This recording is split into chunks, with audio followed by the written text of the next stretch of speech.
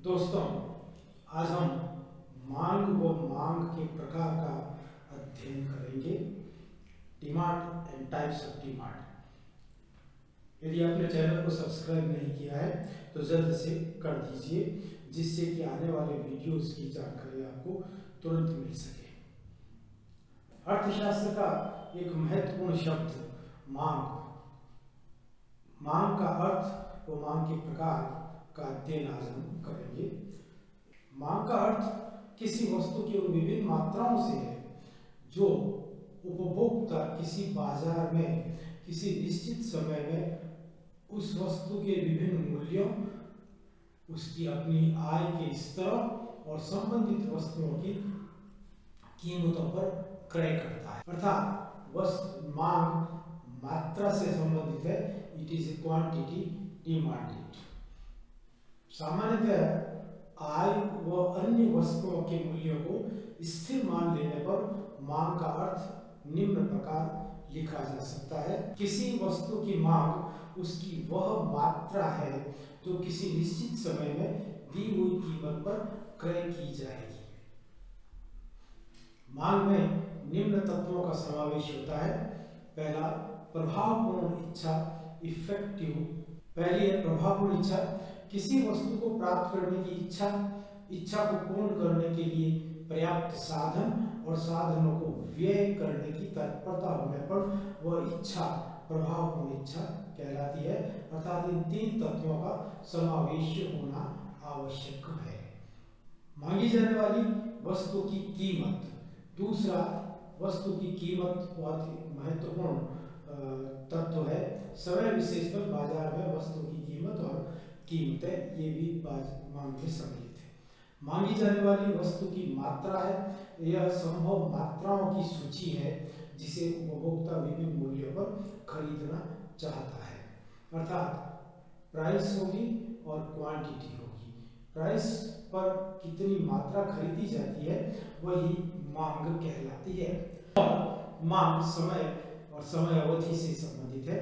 समय की इकाई अवधि से संबंधित होती है। अर्थात एक समय अवधि के दौरान जैसे प्रति घंटा या प्रतिदिन या प्रति माह या प्रति वर्ष किसी वस्तु की विभिन्न कीमतों पर खरीदी जाने वाली मात्राओं को हम मांग कहते हैं। इस तरह 5 बातों का समावेश मांग के अंतर्गत होता है। वस्तु की इच्छा होना, इच्छा को पूर्ण करने के लिए पर्याप्त साधन होना और साधनों को व्यय करने की तत्परता होना, फिर वस्तु की कीमत और फिर वस्तु की मात्रा जो किसी समय अवधि से संबंधित होती है। वस्तु या सेवा की मांग उसकी कीमत के अलावा उपभोक्ता की आय, संबंधित वस्तुओं की कीमतें, उपभोक्ता की रुचियां, मौसम, जनसंख्या, कीमतों में परिवर्तन की आशंका आदि से प्रभावित होती है। अतः मांग की समीकरण या मांग फलन को हम निम्न प्रकार व्यक्त कर सकते हैं। dx is function of px, py, pz, y, t, w, pn, etc. जहां इनके अर्थ इस प्रकार है। dx is x वस्तु की मांग की मात्रा, px x वस्तु की कीमत, py y वस्तु की कीमत अर्थात जो संबंधित वस्तु है, जैसे प्रतिस्थापन वस्तु की कीमत, pz z वस्तु की कीमत, जैसे पूरक वस्तु की कीमत, y उपभोक्ता की आय, t उपभोक्ता की रुचियां टेस्ट, w मौसम व pn जनसंख्या को व्यक्त करते हैं। इसे हम इस समीकरण को, ये समीकरण मांग फलन कहलाती है, डिमांड फंक्शन कहलाता है। अर्थात इस इक्वेशन में dx डिपेंडेंट वेरिएबल है और शेष सभी इंडिपेंडेंट वेरिएबल है। इनमें परिवर्तन होने पर मांग में परिवर्तन होता है। कीमत मांग समझने के लिए केवल कीमत परिवर्तनशील होती है, शेष सभी तत्वों को स्थिर मान लिया जाता है। यह मांग फलन कहलाता है। मांग के प्रकार। मांग को प्रभावित करने वाले तत्वों के आधार पर मांग 3 प्रकार की होती है। मूल्य मांग, प्राइस डिमांड। मूल्य मांग एक निश्चित समय अवधि में किसी वस्तु की विभिन्न मूल्यों पर खरीदी जाने वाली मात्राएं उस वस्तु की मूल्य मांग कहलाती है। मांग को प्रभावित करने वाले अन्य घटक स्थिर मान लिए जाते हैं और इसे इस चित्र द्वारा स्पष्ट किया जा सकता है। इस चित्र में एक्स अक्ष पर वस्तु की मांग अर्थात quantity of goods good x और वाई अक्ष पर वस्तु की कीमत को प्रदर्शित किया गया है। डी डी मांग वक्र है जिसे मूल्य मांग वक्र कहेंगे, जो वस्तु की मांगी गई मात्रा और कीमत के मध्य संबंध को व्यक्त करता है। सामान्यतः कीमत मांग या मूल्य मांग वक्र बाएं से दाएं नीचे की ओर गिरता हुआ होता है, अर्थात कीमत और मात्रा में विपरीत संबंध होता है, उल्टा संबंध होता है। There is inverse relationship between price and demand. कीमत OP होने पर मांगी जाने वाली मात्रा OQ है और कीमत बढ़कर OP1 हो जाने पर मांगी जाने वाली मात्रा घटकर OQ1 हो जाती है, अर्थात कीमत बढ़ने पर मांग घटती है और कीमत घटने पर मांग बढ़ती है। दूसरी प्रकार की मांग है आय मांग या इनकम डिमांड। अन्य बातें समान रहने पर उपभोक्ता के विभिन्न आय के स्तरों पर किसी वस्तु की खरीदी जाने वाली मात्रा उस वस्तु की आय मांग कहलाती है। आय के अलावा मांग को प्रभावित करने वाले अन्य घटकों को स्थिर मान लिया जाता है, अर्थात केवल आय में परिवर्तन पर वस्तु की मांगी जाने वाली मात्राओं से संबंधित है। चित्र द्वारा इसे भी स्पष्ट किया जा सकता है। एक्स अक्ष पर वस्तु की मात्रा है और वाई अक्ष पर उपभोक्ता की आय को प्रदर्शित किया गया है। यह दो प्रकार की वस्तु की प्रकृति के अनुरूप हो सकती है। सामान्य या श्रेष्ठ वस्तु या नॉर्मल कमोडिटीज सामान्य वस्तुओं के लिए जिन वस्तुओं की मांग आय के साथ घटती बढ़ती है श्रेष्ठ वस्तु में कहलाती है, अर्थात आय बढ़ने पर मांग बढ़ती है और आय घटने पर मांग घटती है, वे सभी वस्तुएं सुपीरियर कमोडिटी या श्रेष्ठ वस्तुएं कहलाती है। इनके लिए आय मांग वक्र बाएं से दाएं ऊपर की ओर उठता हुआ होता है, अर्थात आय व मांग मात्रा में सीधे संबंध को प्रदर्शित करती है। जैसे OY आय होने पर मात्रा जो मांगी जाने वाली वस्तु की OQ है और आय बढ़कर OY1 हो जाने पर मांगी जाने वाली मात्रा बढ़कर OQ1 हो जाती है, अर्थात आय बढ़ने पर मांग बढ़ेगी और आय घटने पर मांग घटेगी। श्रेष्ठ वस्तुओं के संदर्भ में मांग वक्र बाएं से दाएं ऊपर की ओर बढ़ता हुआ होता है। दूसरी प्रकार की वस्तुएं घटिया वस्तुएं कहलाती है, इंफीरियर कमोडिटीज। जिन वस्तुओं की मांग आय की विपरीत दिशा में घटती बढ़ती है घटिया वस्तुएं कहलाती है, अर्थात आय बढ़ने पर मांग घट जाती है और आय घटने पर मांग बढ़ जाती है। ऐसी वस्तुओं के लिए आय मांग वक्र बाएं से दाएं नीचे की ओर गिरता हुआ होता है, अर्थात आय व मांग में विपरीत संबंध को प्रदर्शित करता है, जैसा कि संलग्न चित्र में स्पष्ट है। यदि एक्स वस्तु की उपभोक्ता की आय बढ़ जाती है तो एक्स वस्तु की मांग घट जाती है। तो इस तरह OY से इनकम OY1 हो गई तो मांगी जाने वाली मात्रा OQ1 से घटकर OQ हो जाती है। उपभोक्ता S बिंदु से R बिंदु पर शिफ्ट हो जाता है, तो यह उल्टे संबंध को व्यक्त करता है।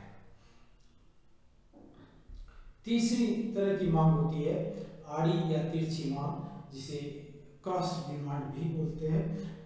अन्य बातें समान रहने पर संबंधित वस्तुओं की विभिन्न कीमतों पर किसी वस्तु की खरीदी जाने वाली मात्रा उस वस्तु की आड़ी या तिरछी मांग कहलाती है।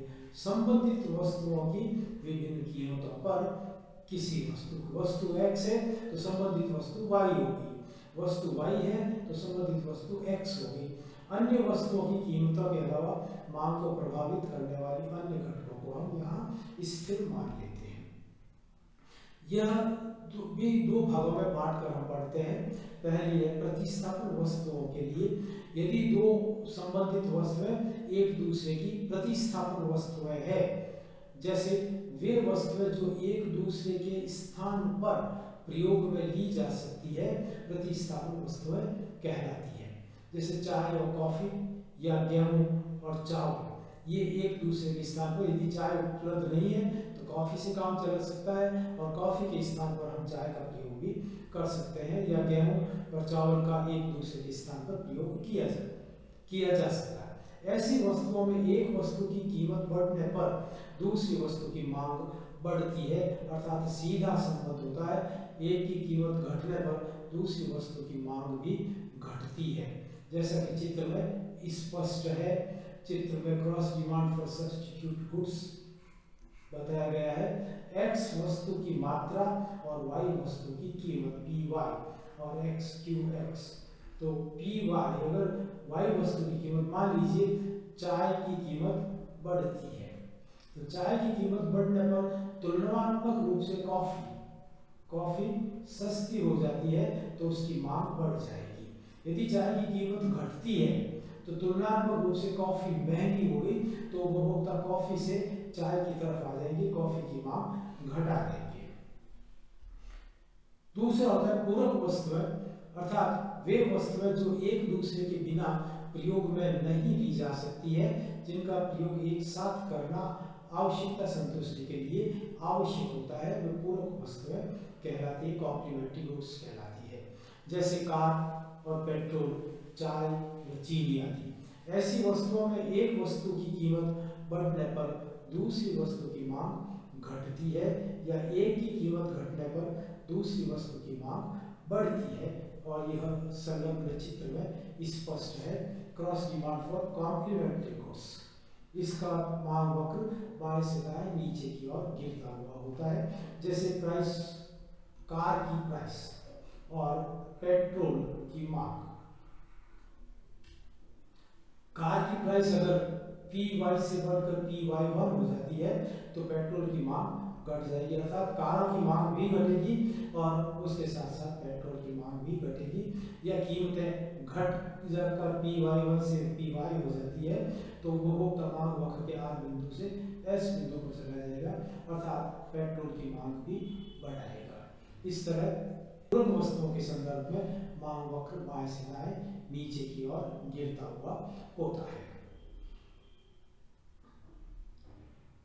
संयुक्त मांग, जॉइंट डिमांड, किसी व्यक्ति द्वारा अपनी एक आवश्यकता, यहाँ ध्यान दें, एक आवश्यकता संतुष्टि के लिए दो या दो से अधिक वस्तुओं की मांग एक साथ की जाती है, तो उसे संयुक्त मांग कहते हैं। जैसा कि हमने अभी कॉम्प्लीमेंट्री कमोडिटीज में पढ़ा है, जैसे पेन और स्याही का प्रयोग अलग से नहीं किया जा सकता, पेन और स्याही का प्रयोग साथ साथ होता है, तो दोनों की मांग अगर एक साथ की जाती है तो इसे संयुक्त मांग कहते हैं। कार और पेट्रोल की मांग संयुक्त मांग है, चाय, दूध, चीनी, ईंधन आदि की मांग एक साथ करते हैं, तो यह भी जॉइंट डिमांड या संयुक्त मांग कहलाती है। व्युत्पन्न मांग या डिराइव्ड डिमांड, किसी एक वस्तु की मांग से दूसरी वस्तु की मांग उत्पन्न होती है, साथ प्रयोग नहीं होता लेकिन मांग को उत्पन्न करती है, तो ऐसी मांग को व्युत्पन्न मांग कहते हैं। जैसे मकान की मांग के कारण पत्थर, चूना, सीमेंट, मजदूर आदि की मांग उत्पन्न होती है, तो यह व्युत्पन्न मांग कहलाती है। इसी तरह वस्तुओं की मांग के कारण साधनों की मांग उत्पन्न होती है, तो फैक्टर्स ऑफ प्रोडक्शन की जो मांग है वो हमेशा व्युत्पन्न मांग या डिराइव्ड डिमांड कहलाती है। सामूहिक मांग या मिश्रित मांग, कंपोजिट डिमांड, एक से अधिक प्रयोगों हेतु एक वस्तु की मांग को सामूहिक मांग कहते हैं। जैसे बेसन, मिठाई, नमकीन आदि बनाने के लिए चने की दाल की मांग। इलेक्ट्रिसिटी की डिमांड भी कंपोजिट डिमांड है, क्योंकि एक से अधिक प्रयोग इसके एक साथ किए जाते हैं। धन्यवाद।